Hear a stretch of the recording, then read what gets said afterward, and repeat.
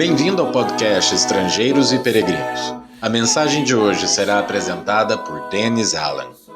Hoje vamos refletir sobre a exaltação do Messias. A palavra Messias é a mesma palavra que às vezes é traduzida como Cristo ou pode ser traduzida como ungido, mas uma palavra que usamos especificamente para falar sobre Jesus Cristo. Vários dos salmos são citados no Novo Testamento para explicar a missão do Messias, o Cristo, e seus seguidores. Um dos mais ricos dessas profecias messiânicas do livro de Salmos é Salmo 2. Pode acompanhar na sua própria Bíblia. Eu quero ler. Salmo 2 é pequeno, mas fala muita coisa sobre a exaltação de Jesus Cristo. Salmo 2 diz: Por que se enfurecem as nações? E os povos imaginam coisas vãs. Os reis da terra se levantam e as autoridades conspiram contra o Senhor e contra o seu ungido, dizendo: Vamos romper os seus laços e sacudir de nós as suas algemas. Aquele que habita nos céus dá risada. O Senhor zomba deles. Na sua ira, a seu tempo, lhes falará, e no seu furor os deixará apavorados, dizendo: Eu constituí o meu rei sobre meu santo monte Sião. O rei diz: Proclamarei o decreto do Senhor. Ele me disse: Você é meu filho. Hoje eu gerei você. Peça, e eu lhe darei as nações por herança e as extremidades da terra por sua possessão. Com uma vara de ferro você as quebrará e as despedaçará como um vaso de oleiro. Agora, pois, ó reis, sejam prudentes.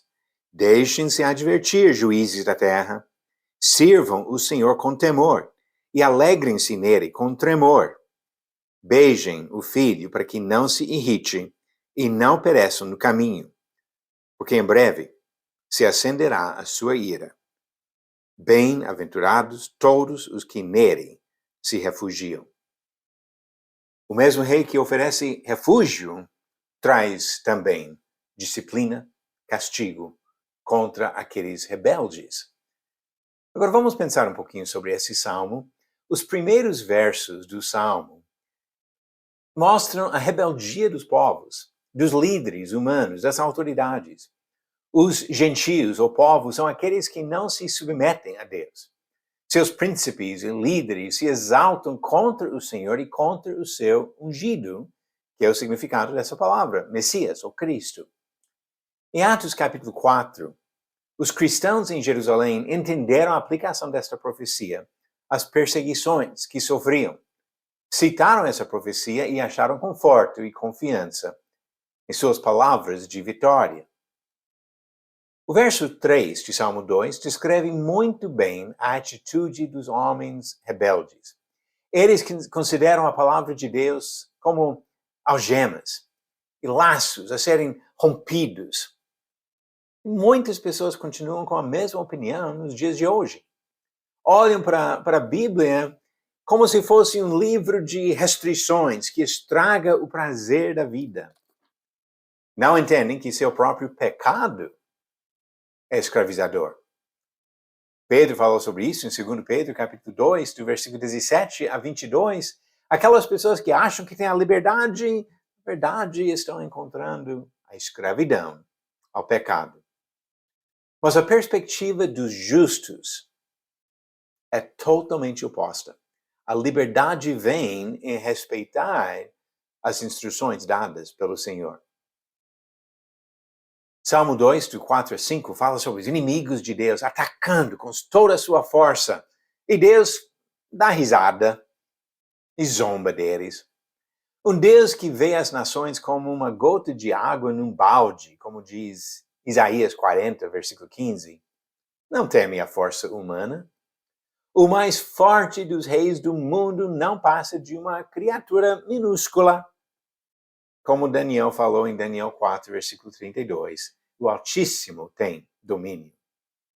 Em contraste com a fraqueza dos homens, esse salmo destaca o poder do Cristo que viria.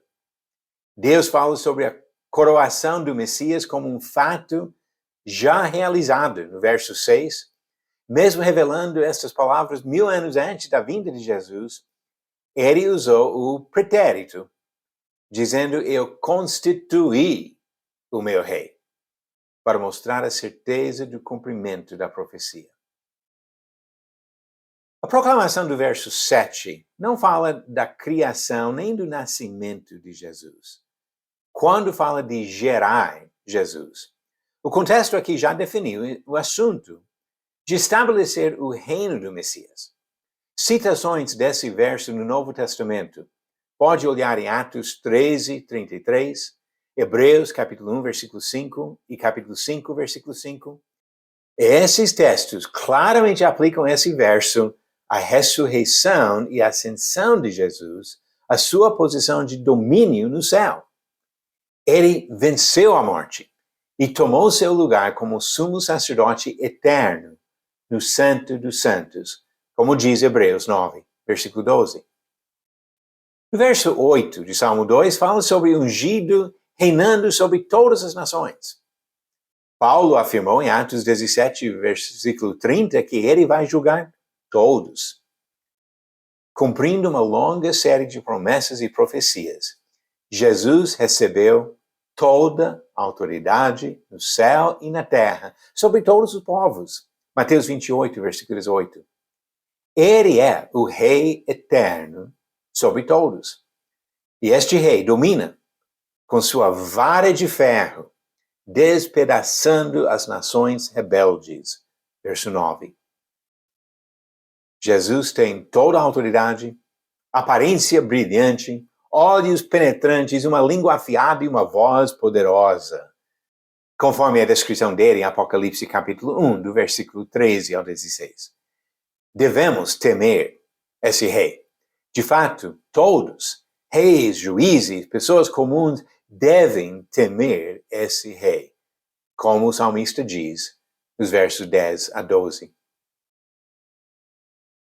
Mas o Messias não viria apenas para castigar e quebrar. Ele oferece refúgio para as pessoas que o buscam. E essas pessoas encontram descanso nesse Salvador. Ele diz isso aqui no verso 12. E Jesus também ofereceu esse descanso para os sobrecarregados. Em Mateus capítulo 11, versículos 28 a 30.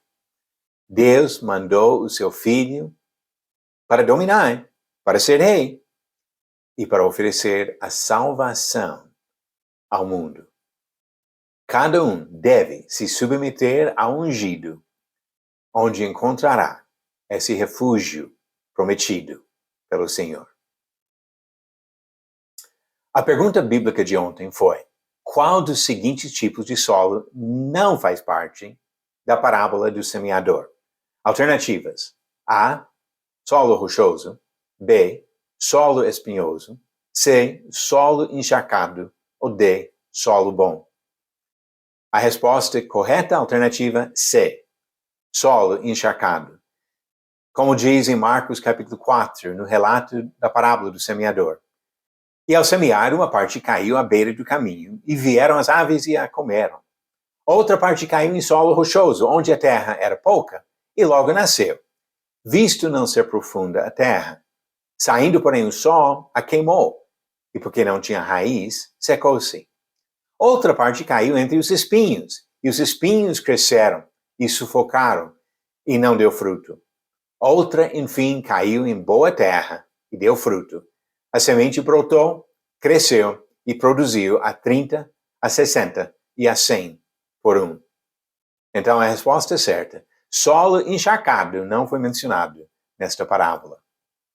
E a pergunta de hoje vem do Antigo Testamento. Quem fez um bezerro de ouro no deserto de Sinai como objeto de adoração? Alternativas: A, Jeroboão; B, Arão; C, Acabe; ou D, Asaf. A resposta no final do próximo episódio. Jesus, Cristo, ungido, Messias, reina sobre todas as nações. Todas as nações devem se submeter a ele, mas vamos falar sobre nossa responsabilidade individualmente. Eu preciso me submeter ao Rei. Você precisa se submeter ao Rei, e assim vamos encontrar refúgio e descanso eterno, que só Jesus pode nos oferecer. Obrigado por nos acompanhar nessa jornada pelas Escrituras. Volte amanhã para ouvir mais uma mensagem do podcast Estrangeiros e Peregrinos.